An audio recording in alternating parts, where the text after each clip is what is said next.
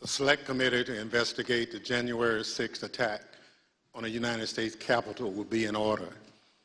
Without objection, the Chair is authorized to declare the committee in recess at any point. Pursuant to House Deposition Authority Regulation 10, the Chair announces the committee's approval to release the deposition material presented during this hearing. Good afternoon. In our hearings over the previous weeks, the Select Committee has laid out the details of a multi-part pressure campaign driven by the former president aimed at overturning the results of the 2020 presidential election and blocking the transfer of power. We've shown that this effort was based on a lie that the election was stolen, tainted by widespread fraud, Donald Trump's big lie. In the weeks ahead, the committee will hold additional hearings about how Donald Trump summoned a mob of his supporters to Washington, spurred them to march on the Capitol, and failed to take meaningful action to quell the violence as it was unfolding on January 6th. However, in recent days, the Select Committee has obtained new information dealing with what was going on in the White House on January 6th and in the days prior. Specific detailed information about what the former president and his top aides were doing and saying in those critical hours. First-hand details of what transpired in the office of the White House Chief of Staff, just steps from the Oval Office as the threats of violence became clear, and indeed, violence ultimately descended on the Capitol in the attack on American democracy. It's important that the American people hear that information immediately. That's why, in consultation with the Vice Chair, I've recalled the committee for today's hearing. As you've seen and heard in our earlier hearings, the Select Committee has developed a massive body of evidence thanks to the many hundreds of witnesses who have voluntarily provided information relevant to our investigation. It hasn't always been easy to get that information because the same people who drove the former president's pressure campaign to overturn the election are now trying to cover up the truth about January 6th. But thanks to the courage of certain individuals, the truth won't be buried. The American people won't be left in the dark. Our witness today, Ms. Cassie Hutchinson, has embodied that courage. I won't get into a lot of detail about Ms. Hutchinson's testimony will show. I'll allow her words to speak for themselves, and I hope everyone at home will listen very closely. First, I'll recognize our distinguished Vice Chair, Ms. Cheney of Wyoming, for any opening statements she'd care to offer. Thank you very much, Mr. Chairman. In our first 5 hearings, the committee has heard from a significant number of Republicans, including former Trump administration Justice Department officials, Trump campaign officials, several members of President Trump's White House staff, a prominent conservative judge, and several others. Today's witness, Ms. Cassidy Hutchinson, is another Republican and another former member of President Trump's White House staff. Certain of us in the House of Representatives recall that Ms. Hutchinson once worked for House Republican Whip Steve Scalise, but she is also a familiar face on Capitol Hill because she held a prominent role in the White House Legislative Affairs Office and later was the principal aide to President Trump's Chief of Staff, Mark Meadows. Ms. Hutchinson has spent considerable time up here on Capitol Hill representing the Trump administration, and we welcome her back. Up until now, our hearings have each been organized to address specific elements of President Trump's plan to overturn the 2020 election. Today, we are departing somewhat from that model because Ms. Hutchinson's testimony touches on several important and cross-cutting topics that are relevant to each of our future hearings.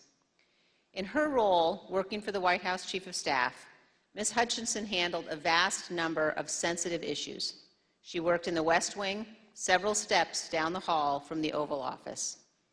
Ms. Hutchinson spoke daily with members of Congress, with high-ranking officials in the administration, with senior White House staff, including Mr. Meadows, with White House counsel, lawyers, and with Mr. Tony Ornato, who served as the White House Deputy Chief of Staff. She also worked on a daily basis with members of the Secret Service who were posted in the White House. In short, Ms. Hutchinson was in a position to know a great deal about the happenings in the Trump White House. Ms. Hutchinson has already sat for 4 videotaped interviews with committee investigators, and we thank her very much for her cooperation and for her courage. We will cover certain, but not all, relevant topics within Ms. Hutchinson's knowledge today.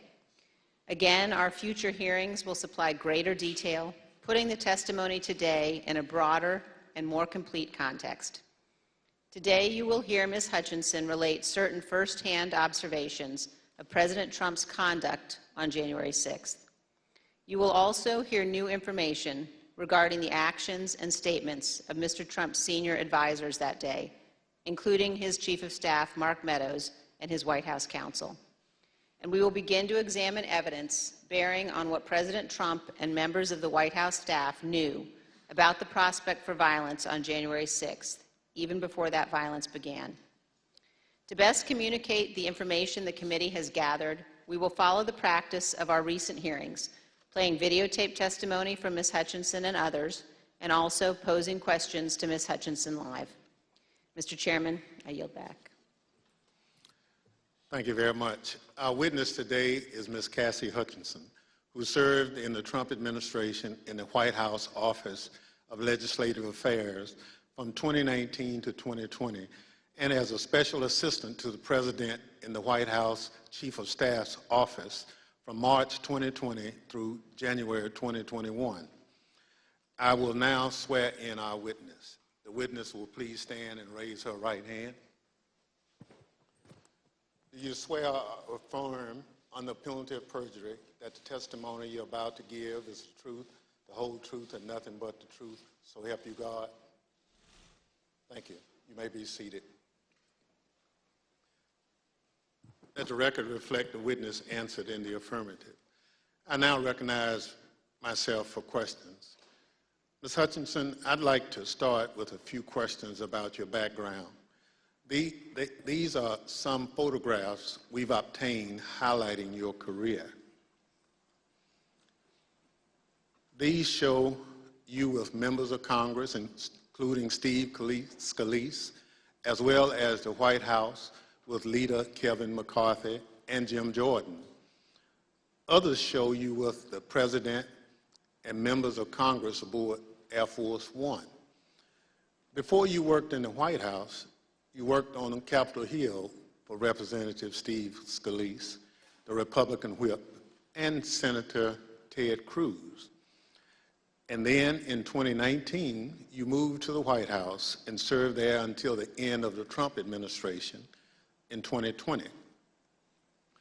When you started at the White House, you served in the Office of Legislative Affairs. We understand that you were initially hired as a staff assistant, but were soon promoted to a position of greater responsibility. Can you explain your role for the committee? When I moved over to the White House Chief of Staff's office with Mr. Meadows when he became the 4th Chief of Staff, it's difficult to describe a typical day. I was a special assistant to the President and an advisor to the Chief of Staff. The days depended on what the President was doing that day, and that's kind of how my portfolio was reflected. I had a lot of outreach with members of Congress, senior cabinet officials. I would work on policy issues with relevant internal components and members on the Hill, as well as security protocol at the White House complex for Mr. Meadows and the President. And then you received another promotion in March 2020. At that time, you became the principal aide to the new White House Chief of Staff, Mr. Meadows. Is that right? That's correct, sir. What did a typical day look like for you in your work with Mr. Meadows? It varied with what was going on. We spent a lot of time on the Hill. I spent time on the Hill independently, too, as I was his liaison for Capitol Hill. We did a lot of presidential travel engagements, but mostly I was there to serve what the chief of staff needed, and a lot of times what the chief of staff needed was a reflection of what the president's schedule is detailed to do that day. So is it fair to say that you spoke regularly in your position, both with members of Congress and with senior members of the Trump administration? That's correct. That's a fair assessment, sir. And would you say that in your work with Mr. Meadows, you are typically in contact with him and others in the White House throughout the day? That's correct, sir. Mr. Meadows and I were in contact almost pretty much throughout every day, consistently. Although so much of grave importance happens in the West Wing of the White House, it's quite a small building. Above me on the screen, you can see a map of the first floor of the West Wing of the White House. On the right, you can see the President's Oval Office. On the left, the Chief of Staff's office suite. Within the Chief of Staff's office suite is the heart of the West Wing, was your desk, which was between the Vice President's office, Ms. Kirshner's office, and the Oval Office. Ms. Hutchinson, is this an accurate depiction of where you were located? It's accurate. It's a lot smaller than it looks. Absolutely. Ms. Hutchinson, this is a photo that shows the short distance between your office and the President's Oval Office. And it only takes 5 to 10 seconds or so to walk down the hall from your office to the Oval Office. Is that right? That's correct. Thank you. Pursuant to the Section 5C8 of House Resolution 503, the chair recognizes the gentlewoman from Wyoming, Ms. Cheney, for questions. Thank you very much, Mr. Chairman. Mr. Chairman, we will begin today with an exchange that first provided Ms. Hutchinson a tangible sense of the ongoing planning for the events of January 6th. On January 2nd, 4 days before the attack on our Capitol, President Trump's lead lawyer, Mr. Giuliani, was meeting with White House Chief of Staff Mark Meadows and others. Ms. Hutchinson, do you remember Mr. Giuliani meeting with Mr. Meadows on January 2nd, 2021? I do. He met with Mr. Meadows in the evening of January 2nd, 2021. And we understand that you walked Mr. Giuliani out of the White House that night, and he talked to you about January 6th. What do you remember him saying? As Mr. Giuliani and I were walking to his vehicles that evening, he looked at me and said something to the effect of, "Cass, are you excited for the 6th? It's going to be a great day." I remember looking at him and saying, "Rudy, could you explain what's happening on the 6th? He had responded something to the effect of, "We're going to the Capitol. It's going to be great. The president's going to be there. He's going to look powerful. He's going to be with the members. He's going to be with the senators. Talk to the chief about it. Talk to the chief about it. He knows about it." And did you go back then up to the West Wing and tell Mr. Meadows about your conversation with Mr. Giuliani?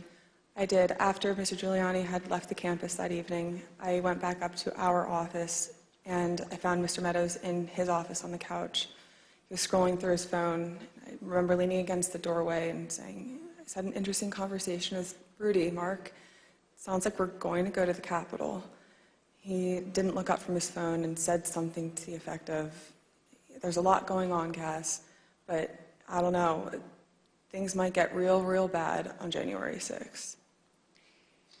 Ms. Hutchinson, Mr. Meadows is engaged in litigation with the committee to try to avoid testifying here.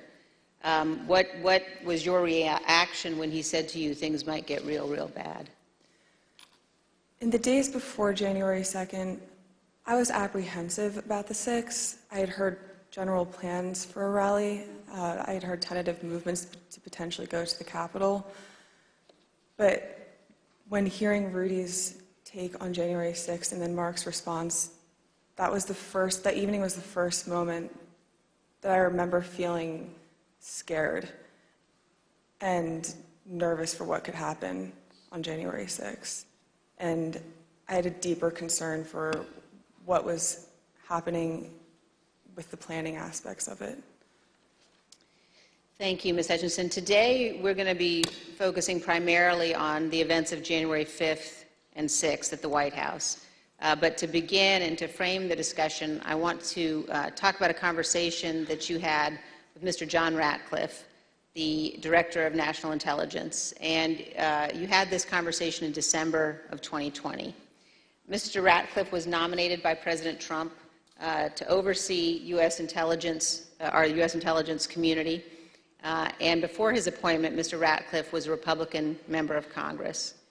As you will see on this clip, Director Ratcliffe's comments in December of 2020 were prescient.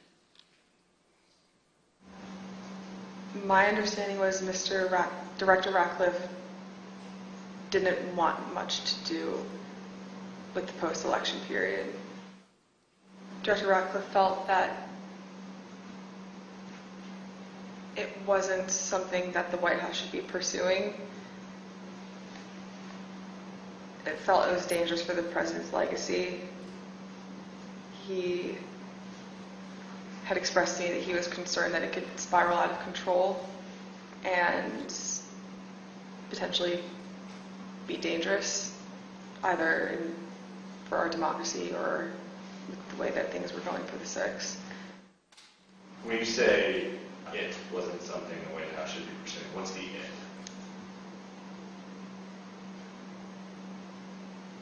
Trying to fight the results of the election, finding missing ballots, pressuring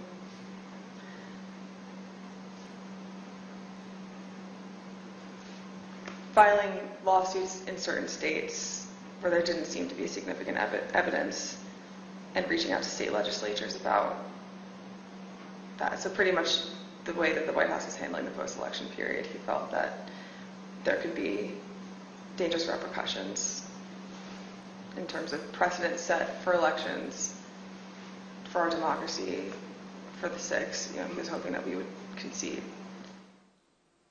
So, Ms. Hutchinson, now we're going to turn to certain information that was available before January 4th and what the Trump administration and the president knew about the potential for violence before January 6th.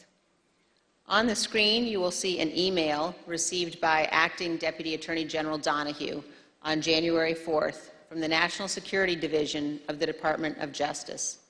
Mr. Donahue testified in our hearings last week.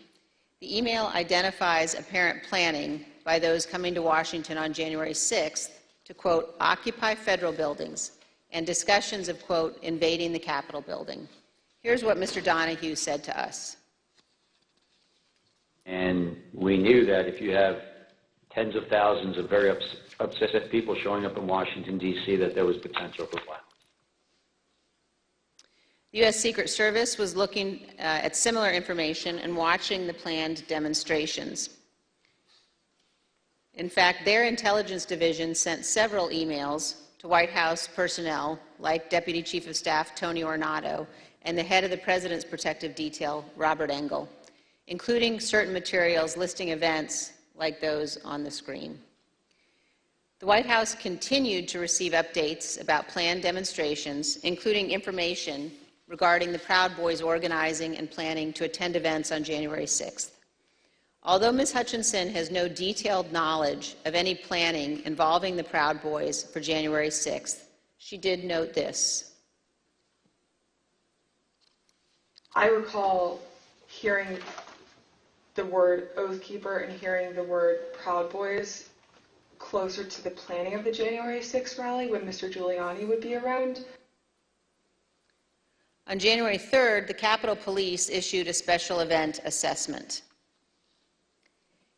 In that document, the Capitol Police noted that the Proud Boys and other groups planned to be in Washington, D.C. on January 6th and indicated that, quote, unlike previous post-election protests, the targets of the pro-Trump supporters are not necessarily the counter-protesters as they were previously, but rather Congress itself is the target on the 6th.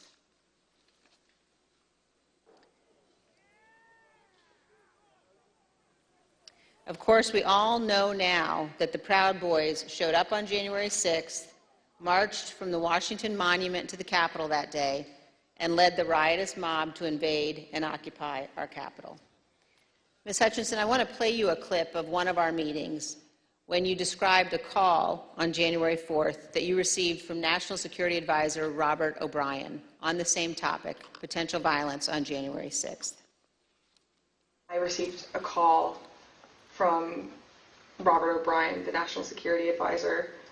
He had asked if he could speak with Mr. Meadows about potential words of violence that he was hearing that were potentially going to happen on the Hill on January 6th.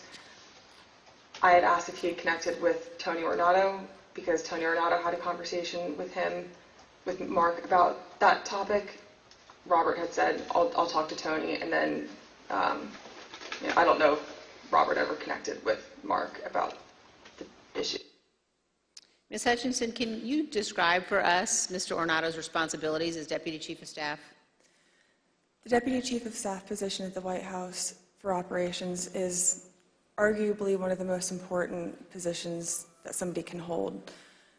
They're in charge of all security protocol for the campus and all presidential protectees, primarily the president and the first family, but anything that requires security for any individual that has presidential protection, so the Chief of Staff or the National Security Advisor, as well as the Vice President's team too.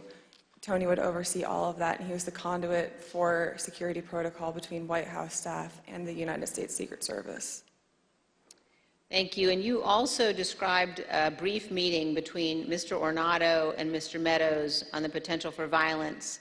The meeting was on January 4th. They were talking about the potential for violence on January 6th. Let's listen to a clip of that testimony. I remember Mr. Ornato had talked to him about intelligence reports. I just remember Mr. Ornato coming in and saying that we had intel reports saying that there could potentially be violence on the 6th. You also told us about reports of violence and weapons that the Secret Service were receiving on the night of January 5th and throughout the day on January 6th. Is that correct? That's correct. There are reports that police in Washington, D.C. had arrested several people with firearms or ammunition following a separate pro-Trump rally in Freedom Plaza on the evening of January 5th. Are those some of the reports that you recall hearing about? They are. Of course, the world now knows that the people who attacked the Capitol on January 6th had many different types of weapons. When a president speaks, the Secret Service typically requires those attending to pass through metal detectors, known as magnetometers, or MAGs for short.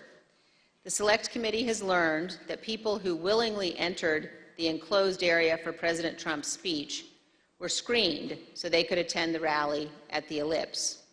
They had weapons and other items that were confiscated: pepper spray, knives, brass knuckles, tasers, body armor, gas masks, batons, blunt weapons. And those were just from the people who chose to go through the security for the president's event on the Elipse, not the several thousand members of the crowd who refused to go through the MAGs and watched from the lawn near the Washington Monument.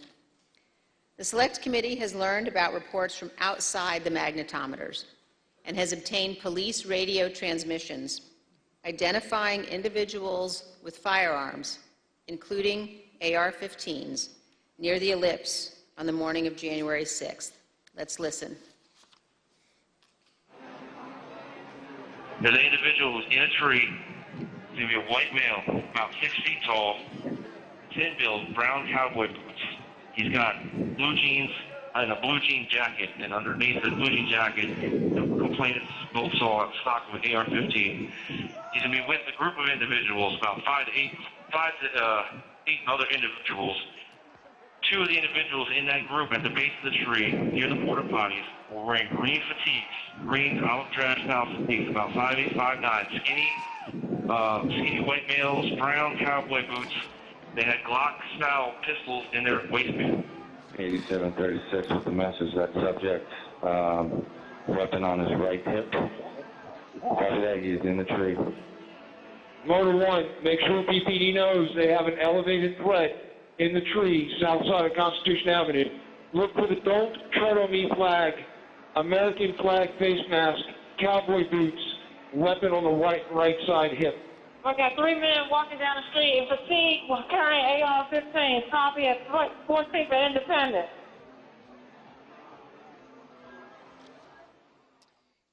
AR-15s at 14th and Independence. As you saw in those emails, the first report that we showed, we now know was sent in the 8 o'clock hour on January 6th. This talked about people in the crowd wearing ballistic helmets and body armor, carrying radio equipment and military-grade backpacks.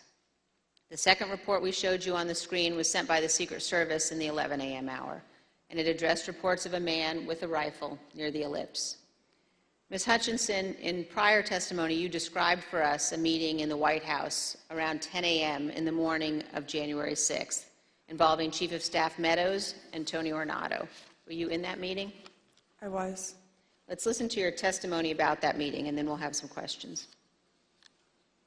I think the last time we talked, you mentioned that some of the weapons that people had at the rally included flagpoles, oversized sticks or flagpoles, bear spray. Is there anything else that you recall hearing about that the people who would gather on the Ellipse had? I recall Tony and I having a conversation with Mark probably around 10 a.m., 10:15 a.m., where I remember Tony mentioning knives, guns in the form of pistols and rifles, bear spray, body armor, spears, and flagpoles. Spears were one item, flagpoles were one item, and then Tony had relayed to me something to the effect of, and these effing people are fastening spears onto the ends of flagpoles. Ms. Hutchinson, here's a clip of your testimony regarding Mr. Meadows' response to learning that the rally attendees were armed that day. What was Mark's reaction, Mr. Meadows' reaction to this list of weapons that people had in the crowd? When Tony and I went in to talk to Mark that morning, Mark was sitting on his couch and on his phone, which was something typical. And I remember Tony just got right into it. I was like, sorry, I just want to let you know, and informed him, like, this is how many people we have outside the mags right now. These are the weapons that we're known to have. It's possible he listed more weapons off that I just don't recall. And gave him a brief but and concise explanation, but also fairly thorough. And I remember distinctly Mark not looking up from his phone. And I remember Tony finishing his explanation and it taking a few seconds for Mark to say something to the point where I almost said, Mark, did you hear him? And then Mark chimed in and was like, all right, anything else? Still looking down at his phone. And Tony looked at me and I looked at Tony and Tony said, no, sir, do you have any questions? He's like, what are you hearing? And I looked at Tony and I was like, sir, he just told you about what was happening down at the rallies. And he was like, yeah, I know. And then he looked up and said, have you talked to the president? And Tony said, yes, sir, he's aware too. He said, all right, good. He asked Tony if Tony had informed the president. Yes. And Tony said, yes, he had. So, Ms. Hutchinson, is it your understanding that Mr. Ornato told the president about weapons at the rally on the morning of January 6th? That's what Mr. Ornato relayed to me. And here's how you characterize Mr. Meadows' general response when people raised concerns about what could happen on January 6th. So at the time, in the days leading up to the 6th, there were lots of public reports about how things might go bad on the 6th, and even the potential for violence. If I'm hearing you correctly, what stands out to you is that Mr. Meadows did not share those concerns, or at least did not act on those concerns? Did not act on those concerns would be accurate. But other people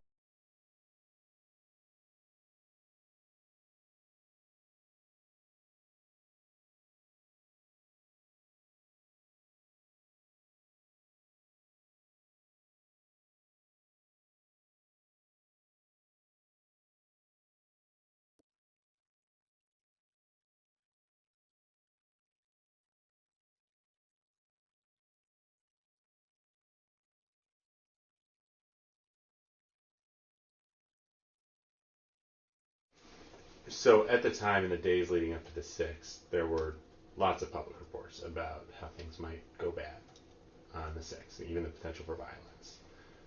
If I'm hearing you correctly, what stands out to you is that Mr. Meadows did not share those concerns, or at least did not act on those concerns?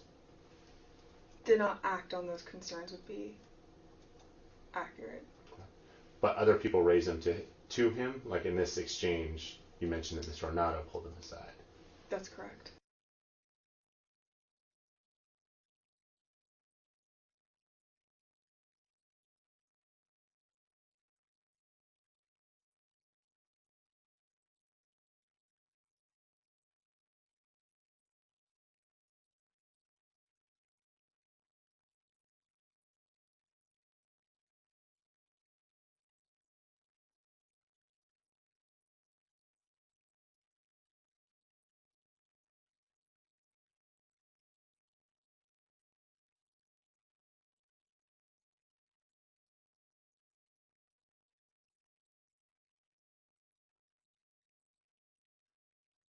Reason, and likely the primary reason, is because he wanted it full and he was angry that we weren't letting people through the mags with weapons, what the Secret Service deems as weapons and our weapons. But when we were in the offstage announce tent, I was part of a conversation. I was in the vicinity of a conversation where I overheard the president say something to the effect of, you know, I don't effing care that they have weapons. They're not here to hurt me. Take the effing mags away. Let my people in. They can march to the Capitol from here. Let the people in. Take the effing mags away. Just to be clear, Ms. Hutchinson, is it your understanding that the president wanted to take the mags away and said that the armed individuals were not there to hurt him? That's a fair assessment. The issue wasn't with the amount of space available in the official rally area only, but instead that people did not want to have to go through the mags. Let's listen to a portion of what you told us about that. In this particular instance, it wasn't the capacity of our space, it was the mags and the people that didn't want to come through, and that's what Tony had been trying to relay to him that morning. You know, it's not the issues that we encountered on the campaign. We have enough space, or they don't want to come in right now. They have weapons that they don't want confiscated by the Secret Service, and they're fine on the mall. They can see you on the mall, and they want to march straight to the Capitol from the mall. The president apparently wanted all attendees inside the official rally space and repeatedly said, quote, "They're not here to hurt me." And just to be clear, so he was told again in that conversation, or was he told again in that conversation, that people couldn't come through the mags because they had weapons? Correct. And that people, and his response was to say they can march to the Capitol from the Ellipse. Something to the effect of, take the effing mags away. They're not here to hurt me. Let them in. Let my people in. They can march to the Capitol after the rally's over. They can march from the Ellipse. Take the effing mags away. Then they can march to the Capitol. Ms. Hutchinson, what we saw when those clips were playing were photos provided by the National Archives showing the president in the offstage tent before his speech on the Ellipse. You were in some of those photos as well. And I just want to confirm that that is when you heard the president say the people with weapons weren't there to hurt him and that he wanted the Secret Service to remove the magnetometers. That's correct. In the photos that you displayed, we were standing towards the front of the tent with the TVs, really close to where he would walk out to go onto the stage. These conversations happened 2 to 3 minutes before he took the stage that morning. Let's reflect on that for a moment. President Trump was aware that a number of the individuals in the crowd had weapons and were wearing body armor. And here's what President Trump instructed the crowd to do. We're going to walk down, and I'll be there with you. We're going to walk down. We're going to walk down. Anyone you want, but I think right here we're going to walk down to the Capitol. And the crowd, as we know, did proceed to the Capitol. It soon became apparent to the Secret Service, including the Secret Service teams in the crowd, along with White House staff, that security at the Capitol would not be sufficient. 2 or 3 phone conversations with Mr. Ornato when we were at the Ellipse, and then I had 4 men on Mr. Meadows' detail with me in between those individuals and then a few other bodies on the ground, just the Secret Service doing advance. They were getting notifications through their radios, and Mr. Ornato in one phone conversation had called me and said, make sure the chief knows that they're getting close to the Capitol. It's they're having trouble stacking bodies. And Ms. Hutchinson, when you said they were having trouble stacking bodies, did you mean that law enforcement at the Capitol needed more people to defend the Capitol from the rioters? It was becoming clear to us and to the Secret Service that Capitol Police officers were getting overrun at the security barricades outside of the Capitol building, and they were short people to defend the building against the rioters. And you mentioned that Mr. Ornato was conveying this to you because he wanted you to tell Mr. Meadows. So did you tell Mr. Meadows that people were getting closer to the Capitol and that Capitol Police was having difficulty? After I had the conversation with Mr. Meadows, after I had the conversation with Mr. Ornato, I went to have the discussion with Mr. Meadows. He was in a secure vehicle at the time making a call. So when I had gone over to the car, I went to open the door to let him know, and he had immediately shut it. I don't know who he was speaking with. It wasn't something that he regularly did, especially when I would go over to give him information.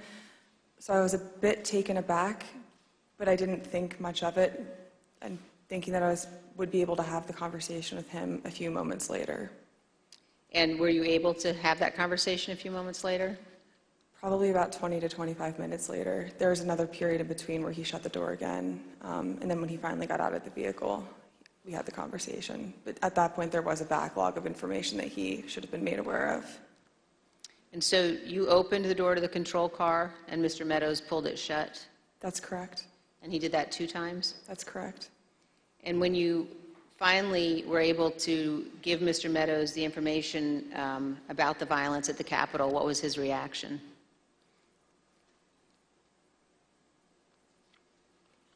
He almost had a lack of reaction. I remember him saying, all right, something to the effect of, how much longer does the president have left in his speech? Again, much of this information about the potential for violence was known or learned before the onset of the violence, early enough for President Trump to take steps to prevent it. He could, for example, have urged the crowd at the Ellipse not to march to the Capitol. He could have condemned the violence immediately once it began, or he could have taken multiple other steps. But as we will see today and in later hearings, President Trump had something else in mind. One other question at this point, Ms. Hutchinson, were you aware of concerns that White House counsel Pat Sipoloni or Eric Hirschman had about the language President Trump used in his Ellipse speech? There were many discussions the morning of the 6th about the rhetoric of the speech that day. In my conversations with Mr. Hirschman, he had relayed that we would be foolish to include language that had been included at the president's request, which had lines along to the effect of, fight for Trump, we're going to march to the Capitol, I'll be there with you, fight for me, fight for what we're doing, fight for the movement. Things about the vice president at the time, too.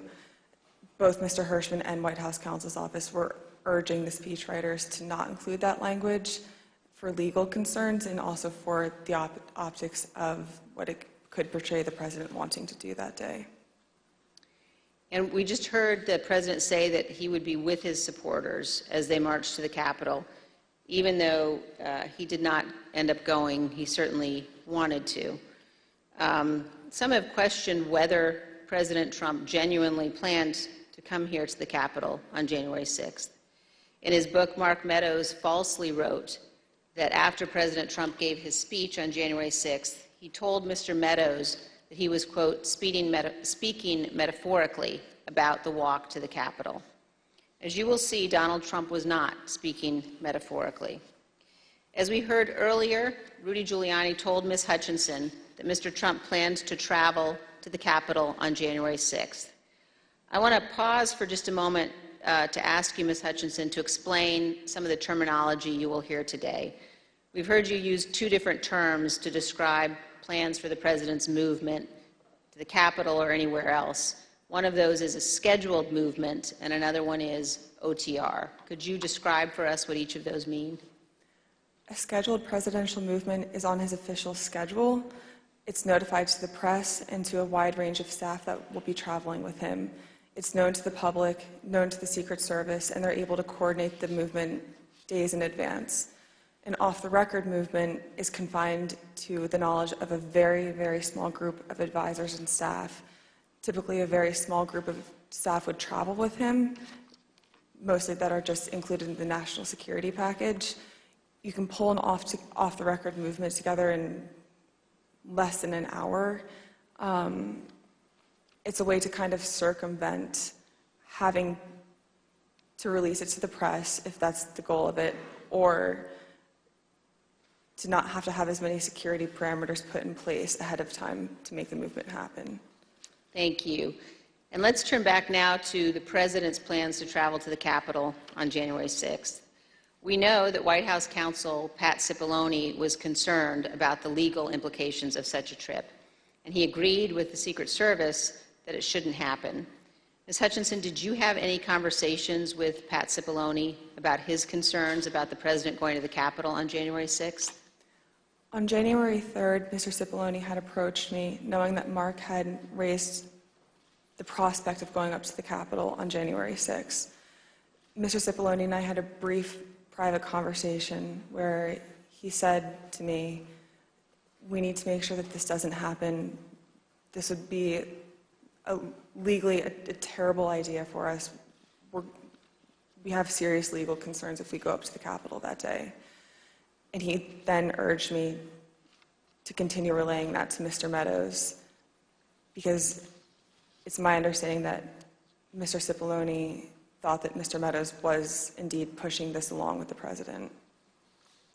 And we understand, Ms. Hutchinson, that you also spoke to Mr. Sipoloni on the morning of the 6th as you were about to go to the rally on the Elipse.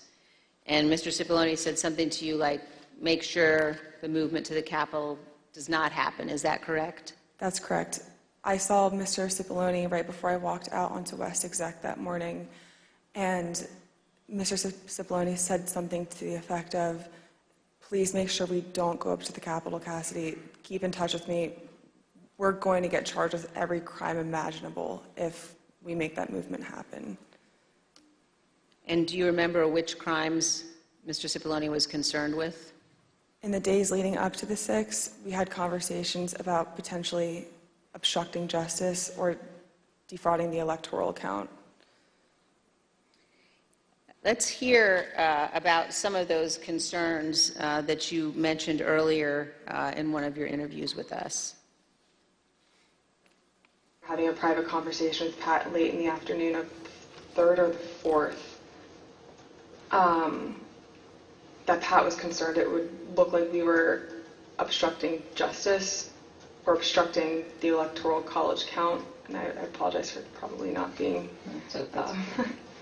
very firm with my legal terms here, but that it would look like we were obstructing what was happening on Capitol Hill. And he was also worried that it would look like we were inciting a riot or encouraging a riot to erupt on the Capitol, at the Capitol. In fact, in the days before January 6th and on January 6th itself, President Trump expressed to multiple White House aides that he wanted to go to the Capitol after his speech. Here's what various White House aides have told the committee about the President's desire to go to the Capitol. Did the President tell you this, that he wanted to speak at the Capitol? Correct, yes. During the meeting in the dining room, did the idea of the President proceeding or walking to the Capitol on the 6th after his speech come up? Walking to the Capitol? No. Driving to the Capitol? It came up. Okay, how did it come up and what was discussed? He brought it up. He said, I want to go down to the Capitol. What about him marching to the Capitol on the 6th? Yes. Tell us about that. So it's kind of a general thing. I mean, to get into the specifics of it, I was aware of a desire of the president to potentially march to the or accompany the rally attendees to the Capitol. When did you first hear about this idea of the president accompanying rally attendees to the Capitol on the 6th? Well, this was at the 6th. This was during the after he finished his remarks. When the president said that he would be going to the Capitol during his speech on the Ellipse, the Secret Service scrambled to find a way for him to go. We know this from witnesses and the Secret Service, also from messages among staff on the President's National Security Council. The NSC staff were monitoring the situation in real time, and you can see how the situation evolved in the following chat log that the committee has obtained. As you can see, NSC staff believed that Mogul, the president, was, quote, going to the Capitol, and, quote, they are finding the best route now. From these chats, we also know the staff learned of the attack on the Capitol in real time. When President Trump left the Ellipse stage at 1:10, the staff knew that rioters had invaded the inaugural stage and Capitol Police were calling for all available officers to respond. When Republican leader Kevin McCarthy heard the president say he was going to the Capitol, he called you, Ms. Hutchinson. Isn't that right? That's correct. And in this text message, you told Tony Ornato, quote, McCarthy just called me too. And do you guys think you're coming to my office? Tell us about the call that day with Leader McCarthy during the president's speech on the Ellipse. I was still in the tent behind the stage, and when you're behind the stage, you can't really hear what's going on in front of you. So when Mr. McCarthy called me with this information, I answered the call, and he sounded rushed, but also frustrated and angry at me, and I was confused because I didn't know what the president had just said. He then explained, the president just said he's marching to the Capitol. You told me this whole week you aren't coming up here. Why would you lie to me? I said, I'm not lying. I wasn't lying to you, sir. We're not going to the Capitol. And he said, well, he just said it on stage, Cassidy. Figure it out. Don't come up here. I said, I'll run the traps on this, and I'll shoot you a text. I can assure you we're not coming up to the Capitol. We've already made that decision. He pressed a little bit more, believing me, but I think frustrated that the president had said that, and we ended the phone conversation after that. I called Mr. Ornato to reconfirm that we weren't going to the Capitol, and which is also in our text messages. I sent Mr. McCarthy another text telling him the affirmative that we were not going up to the Capitol, and he didn't respond after that. And we understand, Ms. Hutchinson, that the plans for the president to come up to the Capitol had included discussions at some point about what the president would do when he came up to the Capitol on January 6th. Let's look at a clip of one of your interviews discussing that issue with the committee. When you were talking about a scheduled movement, did anyone say what the president wanted to do when he got here?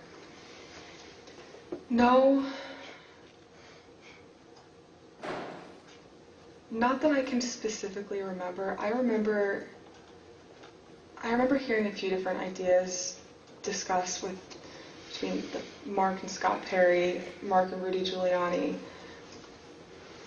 I don't know which conversations were elevated to the president. I don't know what he personally wanted to do when he went up to the Capitol that day. I know that there were discussions about him having another speech outside of the Capitol before going in. I know that there was a conversation about him going into the House chamber at one point. As we've all just heard, in the days leading up to January 6th, on the day of the speech, both before and during and after the rally speech, President Trump was pushing his staff to arrange for him to come up here to the Capitol during the electoral vote count. Let's turn now to what happened in the President's vehicle when the Secret Service told him he would not be going to the Capitol after his speech. First, here is the President's motorcade leaving the Elipse after his speech on January 6th.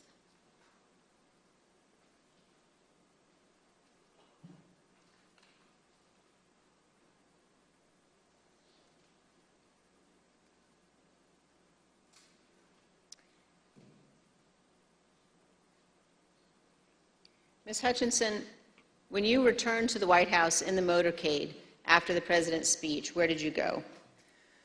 When I returned to the White House, I walked upstairs towards the Chief of Staff's office, and I noticed Mr. Ornato lingering outside of the office. Once we had made eye contact, he quickly waved me to go into his office, which was just across the hall from mine. When I went in, he shut the door, and I noticed Bobby Engel, who is the head of Mr. Trump's security detail, sitting in a chair, just looking somewhat discombobulated and a little lost. I looked at Tony, and he had said, "Did you effing hear what happened in the Beast?" I said, "No, Tony, I just got back. What happened?" Tony proceeded to tell me that when the President got in the Beast, he was under the impression from Mr. Meadows that the off-the-record movement to the Capitol was still possible and likely to happen, but that Bobby had more information. So once the President had gotten into the vehicle with Bobby, he thought that they were going up to the Capitol, and when Bobby had relayed to him, "We're not, we don't have the assets to do it, it's not secure, we're going back to the West Wing," the President had a very angry response to that. Tony described him as being irate. The President said something to the effect of, "I'm the effing President, take me up to the Capitol now." To which Bobby responded, "Sir, we have to go back to the West Wing." The President reached up towards the front of the vehicle to grab at the steering wheel. Mr. Engel grabbed his arm, said, "Sir, you need to take your hand off the steering wheel. We're going back to the West Wing. We're not going to the Capitol." Mr. Trump then used his free hand to lunge towards Bobby Engel, and when Mr. Ornato had recounted this story to me, he had motioned towards his clavicles. And was Mr. Engel in the room as Mr. Ornato told you this story? He was. Did Mr. Engel correct or disagree with any part of this story from Mr. Ornato? Mr. Engel did not correct or disagree with any part of the story. Did Mr. Engel or Mr. Ornato ever after that tell you that what Mr. Ornato had just said was untrue? Neither Mr. Ornato nor Mr. Engel told me ever that it was untrue. And despite this altercation, this physical altercation, during the ride back to the White House, President Trump still demanded to go to the Capitol.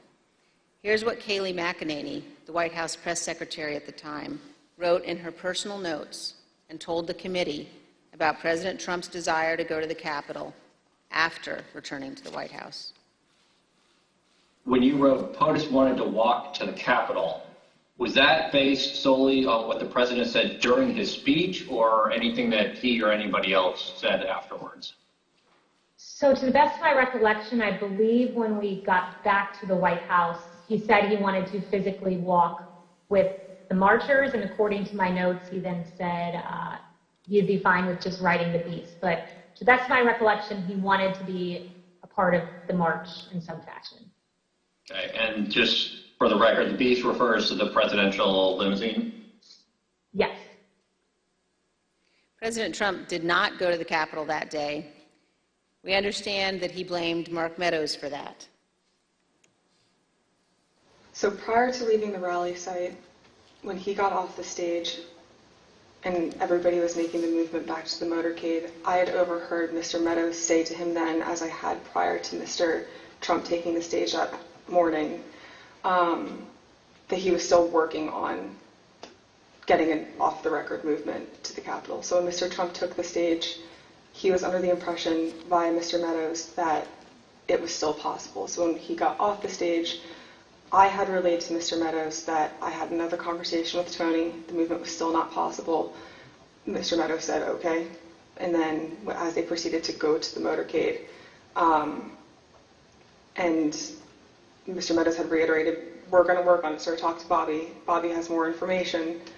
Mark got into his vehicle, to my understanding. Trump got into the Beast. And after we had all arrived back at the White House, later in the day, it had been relayed to me via Mark that the president wasn't happy that Bobby didn't pull it off for him and that Mark didn't work hard enough to get the movement on the books. The physical altercation that Ms. Hutchinson described in the presidential vehicle was not the first time that the president had become very angry about issues relating to the election. On December 1, 2020, Attorney General Barr said in an interview that the Department of Justice had not found evidence of widespread election fraud sufficient to change the outcome of the election. Ms. Hutchinson, how did the president react to hearing that news? Around the time that I understand the AP article went live, I remember hearing noise coming from down the hallway, so I poked my head out of the office, and I saw the valet walking towards our office. He had said, get the chief down to the dining room, the president wants him. So Mark went down to the dining room and came back to the office a few minutes later. After Mark had returned, I left the office and went down to the dining room, and I noticed that the door was propped open and the valet was inside the dining room changing the tablecloth off of the dining room table. He motioned for me to come in and then pointed towards the front of the room near the fireplace mantel and the TV, where I first noticed there was ketchup dripping down the wall and there's a shattered porcelain plate on the floor.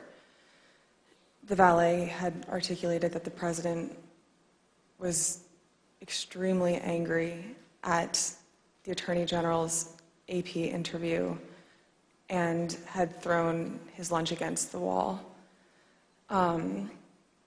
which was causing them to have to clean up. So I grabbed a towel and started wiping the ketchup off of the wall to help the valet out. And he said something to the effect of, he's really ticked off about this. I would stay clear of him for right now. He's really, really ticked off about this right now. And Ms. Hutchinson, was this the only instance that you are aware of where the president threw dishes? It's not.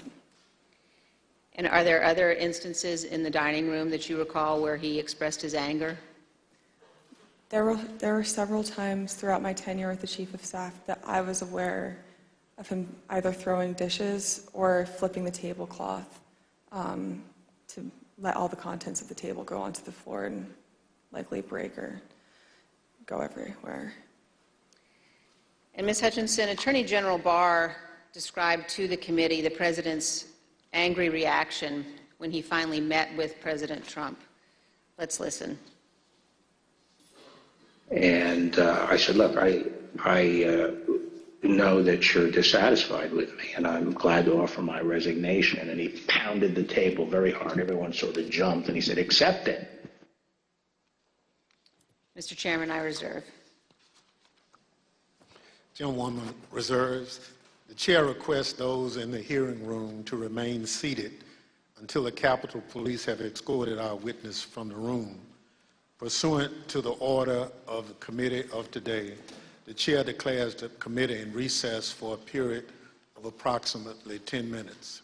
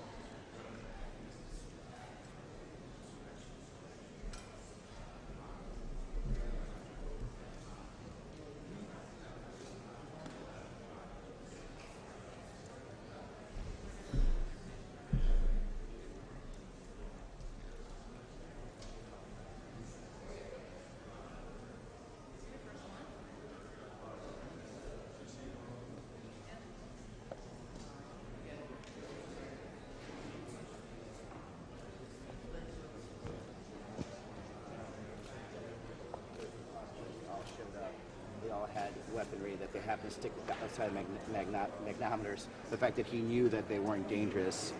We don't even know where Roger Stone is involved in all of this. The fact that he was trying to get to the Capitol to basically lead them into the Capitol, it tells you that this president had insurrection on his mind, was trying to interfere with Congress's duty to, certify the election. And, the question is what happens next and where is Merrick Garland in all this? So I'm going to go take a break. Thank you. Mr. Gallego, what do you think about Mr. Biggs denying Ms. Hutchinson's allegations? Mr. Biggs could come under oath and deny it, and then we could see who's more willing to tell the truth. She's willing to go under oath. Mr. Biggs seems to be the coward right now by not going under oath. Thank you.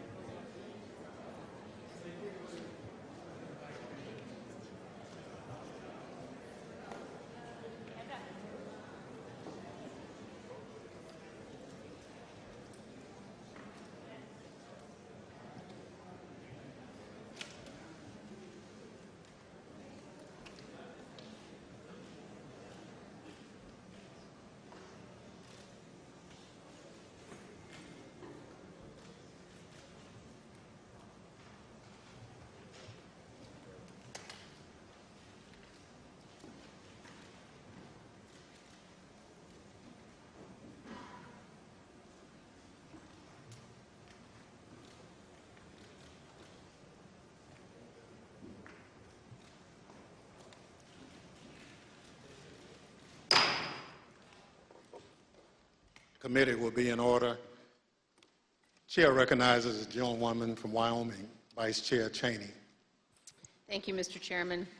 Before we turn to what Ms. Hutchinson saw and heard in the White House during the violent attack on the Capitol on January 6th, let's discuss certain communications White House Chief of Staff Mark Meadows had on January 5th. President Trump's associate, Roger Stone, attended rallies during the afternoon and the evening of January 5th in Washington, D.C. On January 5th and 6th, Mr. Stone was photographed with multiple members of the Oath Keepers, who were allegedly serving as his security detail. As we now know, multiple members of that organization have been charged with or pled guilty to crimes associated with January 6th. Mr. Stone has invoked his Fifth Amendment privilege against self-incrimination before this committee. General Michael Flynn has also taken the fifth before this committee. Mr. Stone previously had been convicted of other federal crimes unrelated to January 6th. General Flynn had pleaded guilty to a felony charge also predating and unrelated to January 6th. President Trump pardoned General Flynn just weeks after the presidential election. And in July of 2020, he commuted the sentence Roger Stone was to serve. The night before January 6th, President Trump instructed his Chief of Staff, Mark Meadows, to contact both Roger Stone and Michael Flynn regarding what would play out the next day. Ms. Hutchinson, is it your understanding that President Trump asked Mark Meadows to speak with Roger Stone and General Flynn on January 5th? That's correct. That is my understanding. And Ms. Hutchinson, is it your understanding that Mr. Meadows called Mr. Stone on the 5th? I'm under the impression that Mr. Meadows did complete both a call to Mr. Stone and General Flynn the evening of the 5th. And do you know what they talked about that evening, Ms. Hutchinson?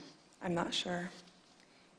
Is it your understanding that Mr. Giuliani, Mr. Eastman, and others had set up what has been called, quote, a war room at the Willard Hotel on the night of the 5th? I was aware of that the night of the 5th. And do you know if Mr. Meadows ever intended to go to the Willard Hotel on the night of the 5th? Mr. Meadows had a conversation with me where he wanted me to work with Secret Service on a movement from the White House to the Willard Hotel so he could attend the meeting or meetings with Mr. Giuliani and his associates in the war room.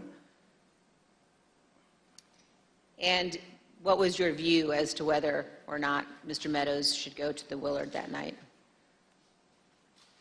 I had made it clear to Mr. Meadows that I didn't believe it was a smart idea for him to go to the Willard Hotel that night. I wasn't sure everything that was going on at the Willard Hotel, although I knew enough about what Mr. Giuliani and his associates were pushing during this period. I didn't think that it was something appropriate for the White House Chief of Staff to attend or to consider involvement in. I made that clear to Mr. Meadows. Throughout the afternoon, he mentioned a few more times going up to the Willard Hotel that evening and then eventually dropped the subject the night of the 5th and said that he would dial in instead. So General Flynn has appeared before this committee, and when he appeared before our committee, he took the 5th. Let's briefly view a clip of General Mike Flynn taking the Fifth Amendment. General Flynn, do you believe the violence on January 6th was justified? Do we have? Yes.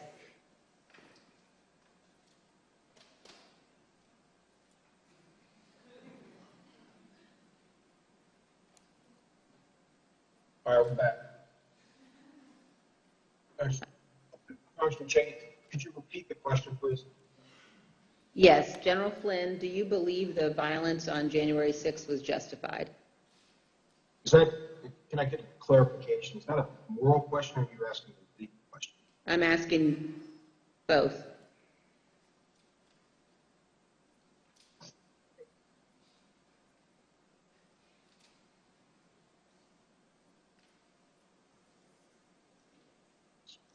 I said the fifth. Do you believe the violence on January 6th was justified morally? Take the fifth. You believe the violence on January 6th was justified legally? Fifth. General Flynn, do you believe in the peaceful transition of power in the United States of America? The fifth. Let's move on now to January 6th and the conduct of Donald Trump and Mark Meadows during the attack on the Capitol. Ms. Hutchinson, I'd like now for us to listen to a description, your description of what transpired in the West Wing during the attack. For context, in this clip, you describe the time frame starting at about 2 p.m. So I remember Mark being alone in his office for quite some time, and I know we've spoken about Ben Williamson going in at one point, and I don't personally remember Ben going in. I don't doubt that he had gone in, but I remember him being alone in his office for most of the afternoon, around 2 o'clock to 2:05. Around 2 o'clock to 2:05, we were watching the TV, and I could see that the rioters were getting closer and closer to the Capitol. Mark still hadn't popped out of his office or said anything about it. So that's when I went into his office. I saw that he was sitting on his couch, on his cell phone. Same as the morning where he was just kind of scrolling and typing. I said, "Hey, are you watching the TV, Chief?" Because his TV was small, and you can see it, but I didn't know if he was really paying attention. I said, "You watching the TV, Chief?" And he was like, "Yeah." I said, "The rioters are getting really close. Have you talked to the president?" He said, "No, he wants to be alone right now." Still looking at his phone. So I start to get frustrated because I sort of felt like I was watching this is not a great comparison, but a bad car accident that was about to happen where you can't stop it, but you want to be able to do something. And I remember thinking in that moment, Mark needs to snap out of this, and I don't know how to snap him out of this, but he needs to care. And I just remember I blurted out, I said, "Mark, do you know where Jim's at right now?" And he looked up at me at that point and said, "Jim?" And I said, "Mark, he was on the floor a little while ago giving a floor speech. Did you listen?" He said, "Yeah, it was real good. Did you like it?" And I said, "Yeah. Do you know where he's at right now?" He said, "Well, no, I haven't heard from him." And I said, "You might want to check in with him, Mark." And I remember pointing at the TV, and I said, "The rioters are getting close. They might get in." And he looked at me and said something to the effect of, "All right, I'll give him a call." Not long after the rioters broke into the Capitol, you described what happened with White House counsel Pat Sipoloni. No more than a minute and a half later, I see Pat Sipoloni barreling down the hallway towards our office and rushed right in, looked at me, said, "Is Mark in his office?" And I said, "Yes."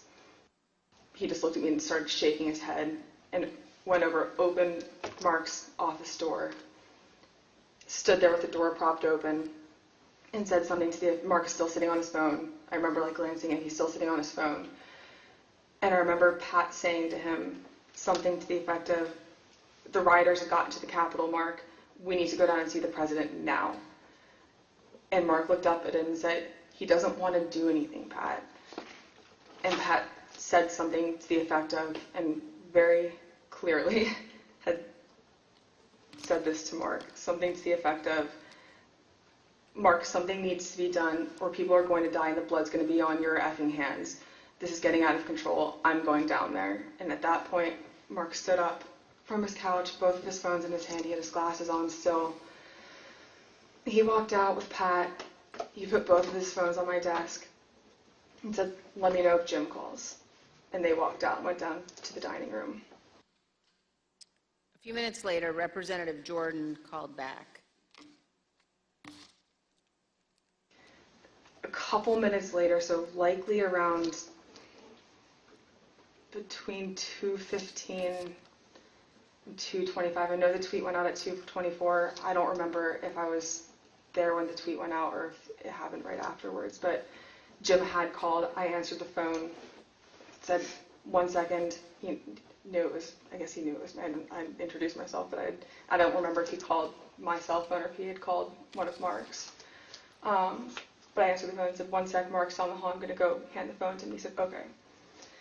So I went down, I asked the valet if Mark was in the dining room.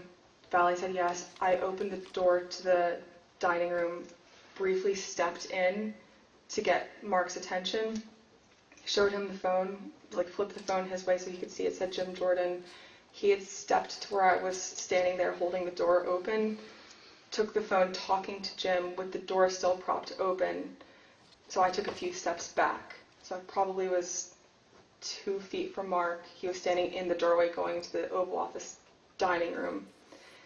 They had a brief conversation, and in the crossfires, I heard briefly like what they were talking about, but in the background, I had heard conversations in the Oval dining room at that point talking about the Hang Mike Pence chants.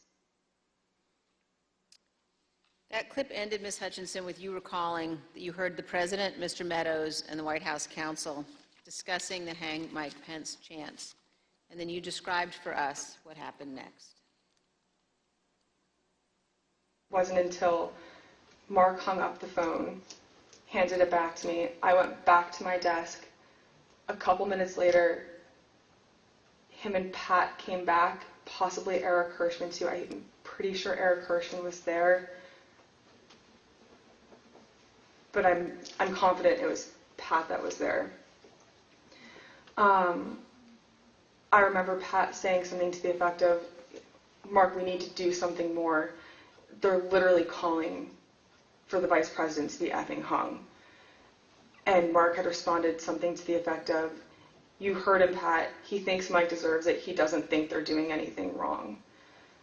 To which Pat said something, this is effing crazy. We need to be doing something more. Briefly stepped into Mark's office. And when Mark had said something, said something to the effect of, he doesn't think they're doing anything wrong, knowing what I had heard briefly in the dining room, coupled with Pat discussing the Hang Mike Pence chants in the lobby of our office, and then Mark's response, I understood there to be the rioters in the Capitol that were chanting for the vice president to be hung.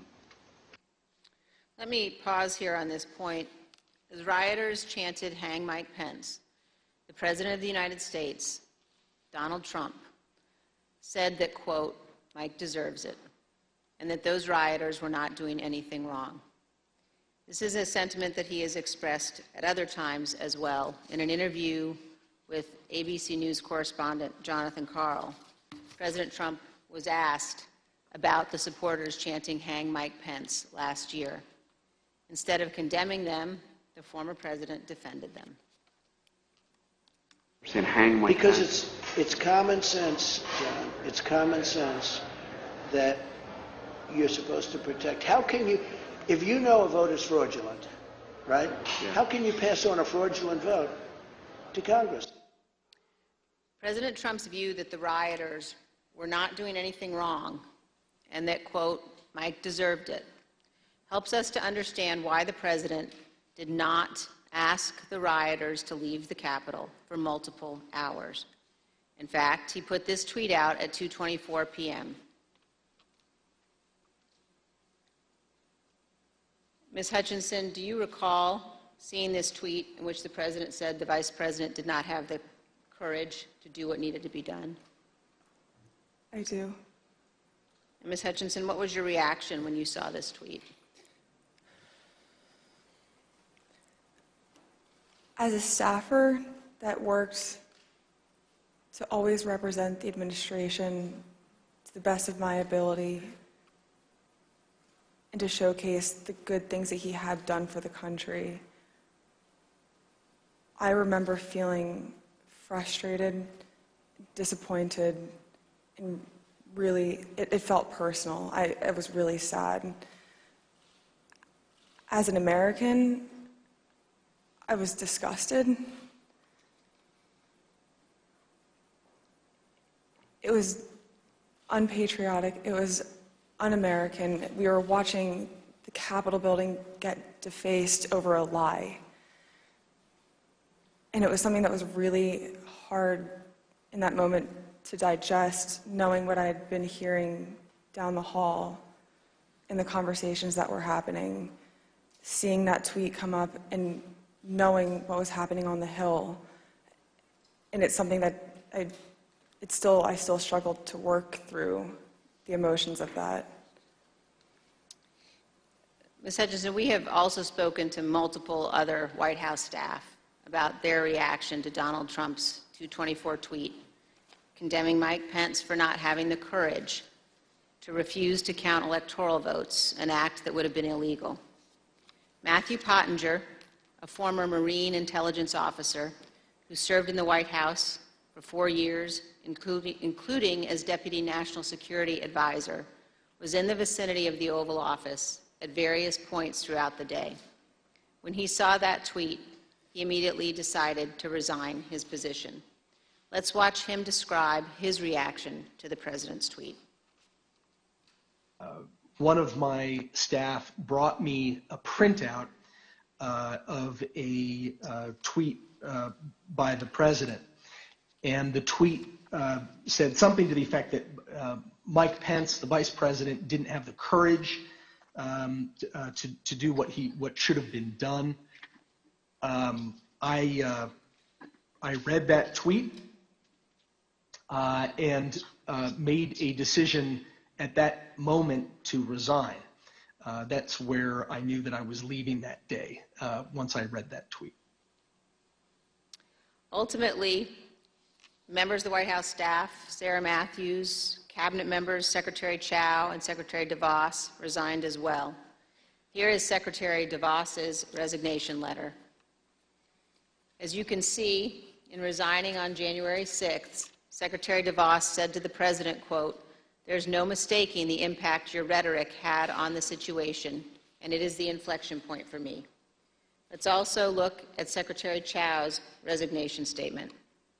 When Secretary Chao resigned, she spoke of the January 6th attack, and she said, quote, "As I am sure is the case with many of you, this has deeply troubled me in a way I simply cannot set aside."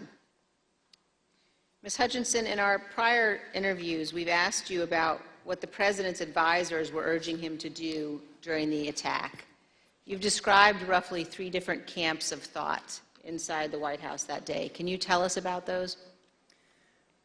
There was a group of individuals that were strongly urging him to take immediate and swift action. I would classify the White House counsel's office, Mr. Hirschman, Ms. Ivanka Trump, in that category of really working to get him to take action and pleading with him to take action. There was a more neutral group where advisors were trying to toe the line, knowing that Mr. Trump didn't necessarily want to take immediate.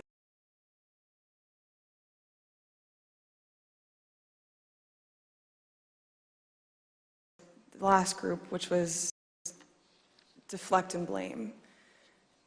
Let's blame Antifa. These aren't our people. It's my understanding that Mr. Meadows was in the deflect and blame category, but he did end up taking a more neutral route, knowing that there were several advisors in the president's circle urging him to take more action, which I think was reflected in the rhetoric released later that day in the videos. You told us that the White House counsel's office was in the camp encouraging the president to tell the rioters to stop the attack and to leave the Capitol. Let's listen.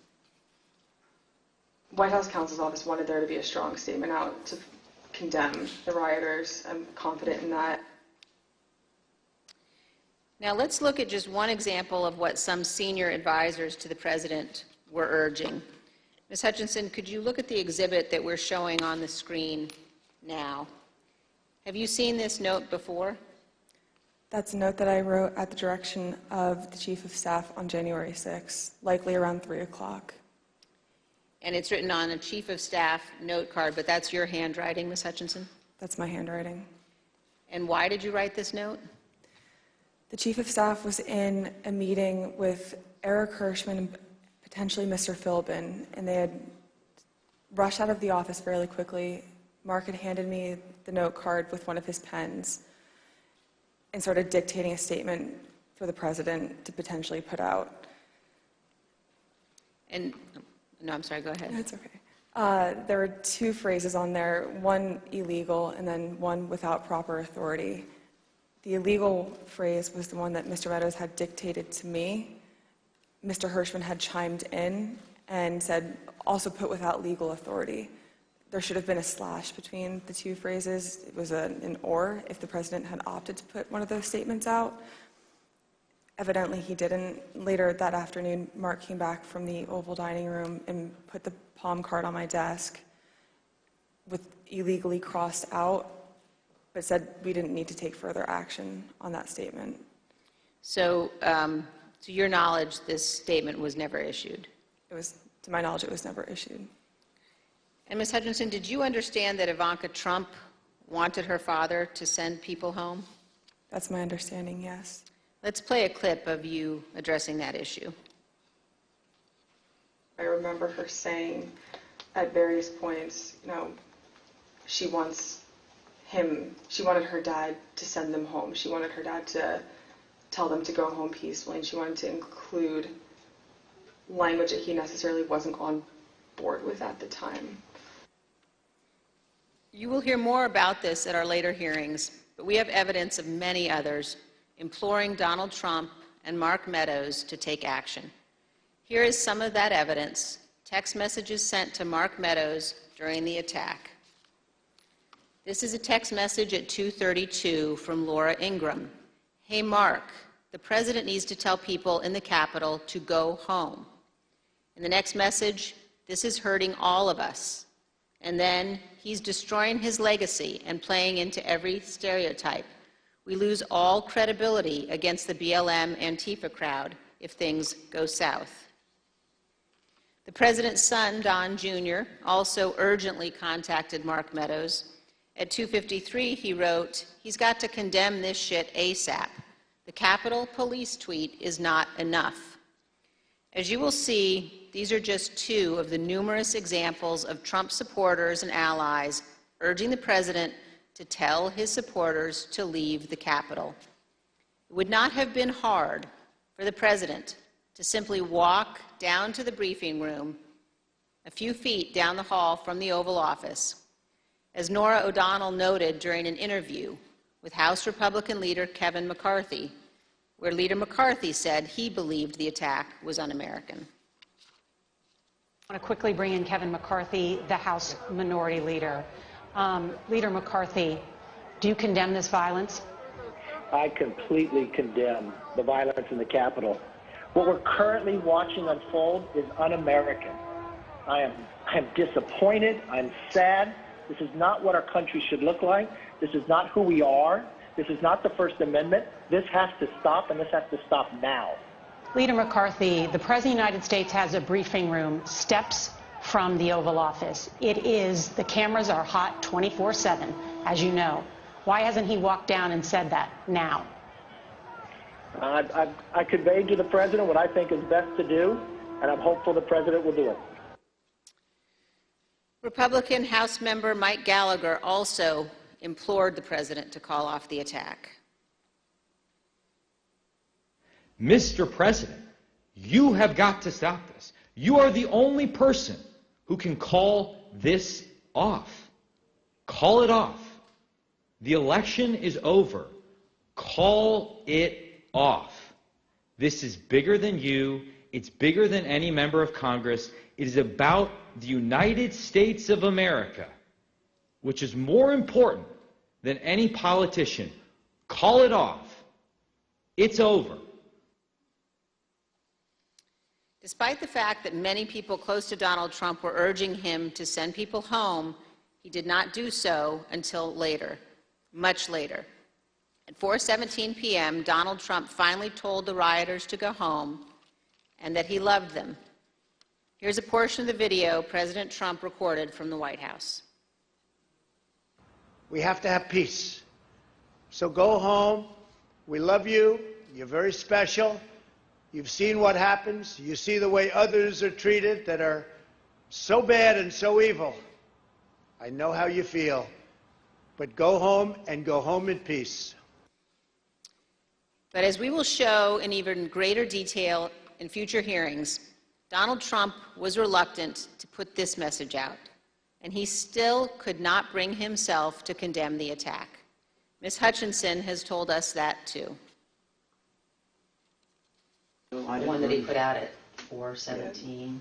I'm sure we've discussed it, and just to elaborate if I hadn't already at that point, I recall him being reluctant to film the video on the 6th. I was not involved in any of the logistics or the planning for that video. I just remember seeing the video go out and feeling a little shocked after it went out.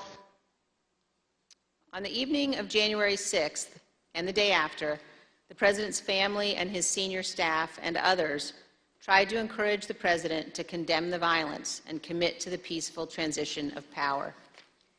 At 3:31 p.m. on January 6th, Sean Hannity of Fox News texted Mark Meadows. Mr. Hannity said, quote, "Can he make a statement? I saw the tweet. Ask people to leave the Capitol." Later that evening, Mr. Hannity sent another text message to Mark Meadows. This time, he shared a link to a tweet. That tweet reported that President Trump's cabinet secretaries were considering invoking the 25th Amendment to remove President Trump from office. As you can see on the screen, the 25th Amendment to the Constitution creates a process for the transition of power if a president is unfit or unable to serve. The 25th Amendment has never been used to remove a president. But the committee has learned that after the attack on the U.S. Capitol, this was being discussed by members of President Trump's cabinet as a way of stripping the full power of the presidency from Donald Trump.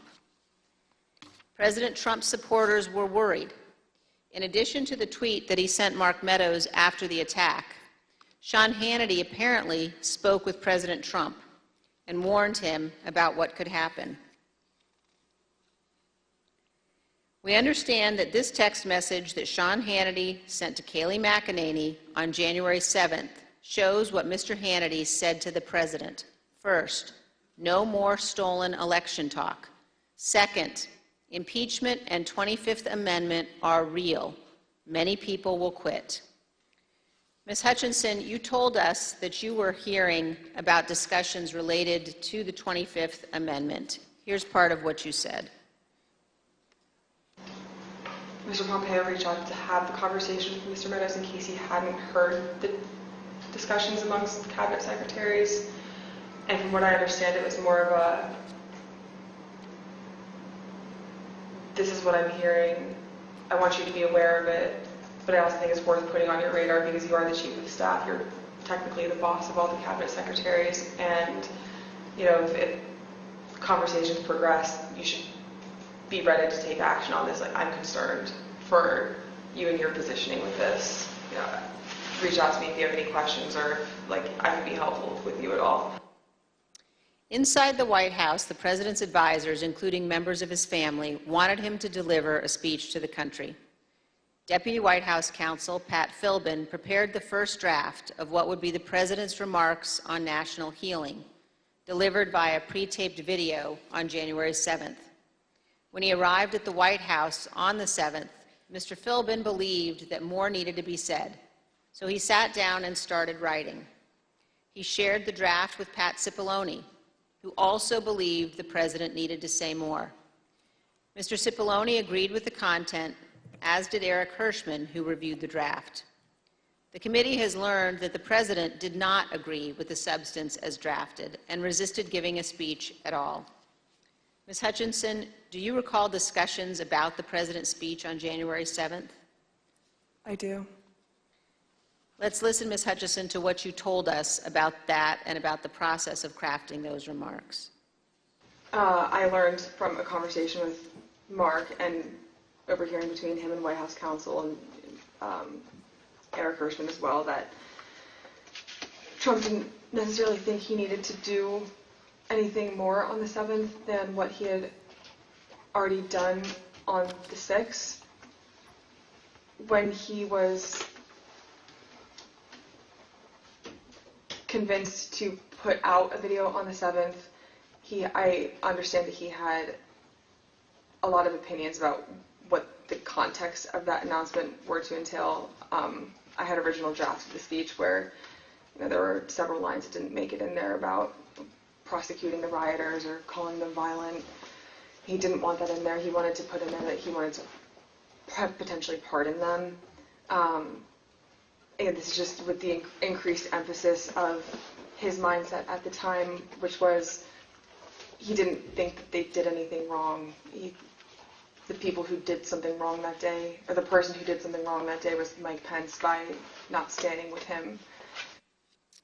But the president's advisors urged him to give the speech. Who convinced him to do the video on the 7th? I'm not sure who convinced him or if it was a group of people that convinced him. Who was in the group that you're aware of? That I'm aware of: Mark, Ivanka, Jared Kushner, Eric Hirschman, Pat Sipoloni, Pat Philbin. Those are the people that I'm aware of. Do you know why that group of people thought it was necessary for him to release a statement? I believe Kayleigh McEnany as well. From what I understood at the time, and from what the reports were coming in, there's a large concern of the 25th Amendment potentially being invoked, and there were concerns about what would happen in the Senate if the 25th was invoked. So the primary reason that I had heard, other than, we did not do enough on the 6th, we need to get a stronger message out there and condemn this, otherwise this will be your legacy. The secondary reason to that was, think about what might happen in the final 15 days of your presidency if we don't do this. There's already talks about invoking the 25th Amendment. You need this as cover. The president ultimately delivered the remarks. Unlike many of his other speeches, he did not ad-lib much. He recited them without significant alteration, except one. Even then, on January 7th, 2021, the day after the attack on the U.S. Capitol, the president still could not bring himself to say, quote, "But this election is now over." One other point about the speech, Ms. Hutchinson. Did you hear that Mr. Trump at one point wanted to add language about pardoning those who took part in the January 6th riot? I did hear that, and I understand that Mr. Meadows was encouraging that language as well. Thank you, and here's what you told us previously about that. You said he was instructed not to include it. Who was instructing him not to include language about the pardon in that January 7th? I understood from White House counsel's office coming into our office that morning that they didn't think that it was a good idea to include that in the speech. That being Pat Sipoloni? That's correct. And Eric Hirschman. Ms. Hutchinson, did Rudy Giuliani ever suggest that he was interested in receiving a presidential pardon related to January 6th? He did. Ms. Hutchinson, did White House Chief of Staff Mark Meadows ever indicate that he was interested in receiving a presidential pardon related to January 6th? Mr. Meadows did seek that pardon. Yes, ma'am. Thank you, Ms. Hutchinson. Mr. Chairman, I yield back. I want to thank our witness for joining us today. The members of the Select Committee may have additional questions for today's witness, and we ask that you respond expeditiously in writing to those questions. Without objections, members will be permitted 10 business days to submit statements for the record, including opening remarks and additional questions for the witness. Without objection, the chair recognizes the vice chair for a closing statement. Thank you very much, Mr. Chairman. I want to begin by thanking Ms. Hutchinson for her testimony today. We are all in her debt. Our nation is preserved by those who abide by their oaths to our Constitution. Our nation is preserved by those who know the fundamental difference between right and wrong. And I want all Americans to know that what Ms. Hutchinson has done today is not easy. The easy course is to hide from the spotlight, to refuse to come forward, to attempt to downplay or deny what happened. That brings me to a different topic. While our committee has seen many witnesses, including many Republicans, testify fully and forthrightly, this has not been true of every witness. And we have received evidence of one particular practice that raises significant concern. Our committee commonly asks witnesses connected to Mr. Trump's administration or campaign whether they've been contacted by any of their former colleagues or anyone else who attempted to influence or impact their testimony. Without identifying any of the individuals involved, let me show you a couple of samples of answers we received to this question.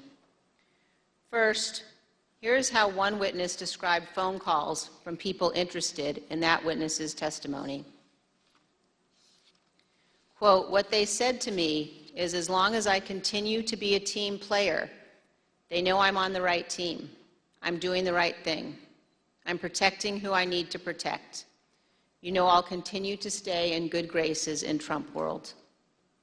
And they have reminded me a couple of times that Trump does read transcripts, and just keep that in mind as I proceed through my interviews with the committee."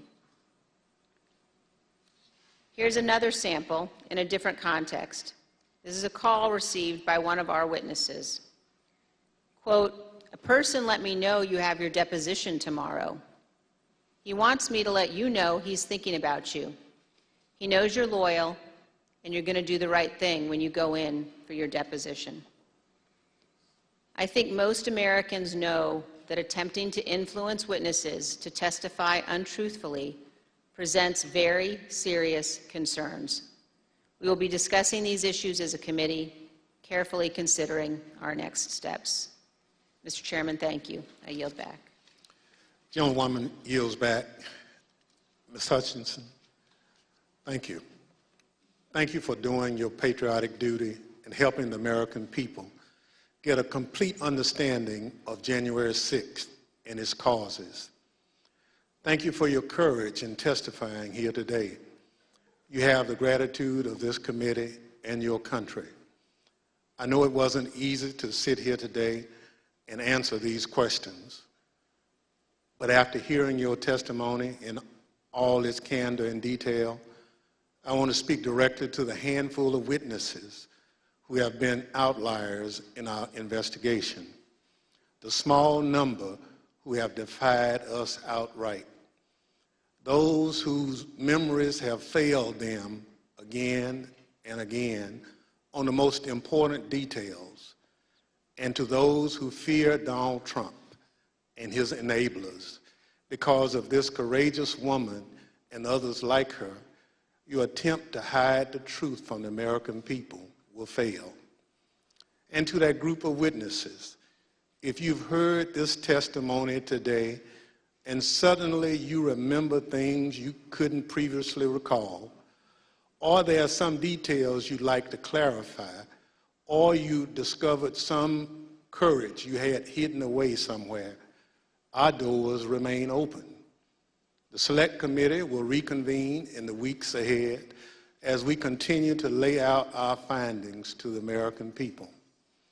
The chair requests those in the hearing room to remain seated until the Capitol Police have escorted the witness and members from the room.